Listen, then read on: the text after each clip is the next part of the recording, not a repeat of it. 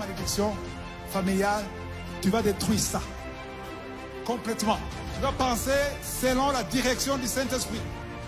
Les choses anciennes vont passer et toute chose sera nouvelle. Amen. Ah, nous qui sommes appelés païens, nous avons le droit de la bénédiction d'Abraham en Jésus. Il ne faut pas seulement chasser les démons, il faut adorer Dieu. La meilleure façon de chasser le diable, c'est d'élever un sacrifice de louange, parce que la louange attire la présence de Dieu. Ce que tu prononces sur tes enfants a de l'impact sur tes enfants. Même si tu es en colère, il ne faut pas dire n'importe quoi. Parce que dans la bouche, il y a la bénédiction et la malédiction. Tu vas dire dans Jacques 3, il y a un grand pouvoir sur la bouche. Amen. Tout peut passer. Mais quand tu as la parole de Dieu, on peut te chasser au travail. On peut te voler tout, te dépouiller tout. Mais si tu as la parole, tu vas comprendre ce que Jésus a dit, que l'homme ne vit pas du pain seulement, mais de la parole et toute parole qui sort de la bouche de Dieu. Alléluia! C'est la puissance de Dieu. Shalom, shalom. On va parler des choses sérieuses. Dis à ton voisin, on va parler des choses sérieuses. Alléluia. Les choses qui nous concernent, qu'on doit savoir. Alléluia. Des choses que le diable ne veut pas que tu saches. Être délivré de la malédiction familiale. C'est le titre de l'enseignement. Alléluia. Beaucoup d'enfants de Dieu disent, moi, ça ne me concerne pas. Parce que je suis une nouvelle créature.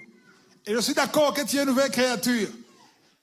Je parlais avec un enfant de Dieu, je dis, est-ce que ça ne te concerne pas? Non, ça ne me concerne pas. La malédiction familiale ne me concerne pas parce que je suis né de nouveau. Alors, ça dit qu'il dit, Jésus est mort pour toutes les malédictions, donc ça ne me concerne pas. Je vais demander, est-ce que tu tombes malade? Oui, parfois, oui, mais je suis guéri. Est-ce que tu connais quelqu'un qui était, qui était un enfant de Dieu, mais qui est mort de la maladie? Tu connais quelqu'un? Né de nouveau, nouvelle créature, qui est tombé malade, mais qui est mort quand même. Alors, pourquoi la parole de Dieu dit que par ces maîtrissures, nous sommes guéris. Donc, on n'est pas censé être malade.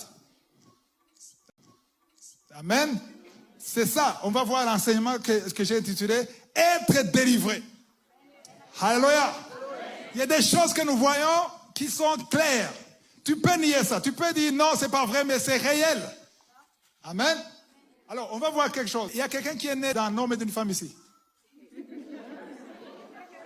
Il y en a? Tu es né d'un homme et d'une femme.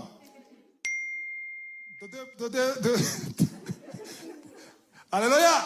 Donc, si tu es né d'un homme et d'une femme, tu es d'accord avec moi que tu as le sang de ton père et le sang de ta mère en toi.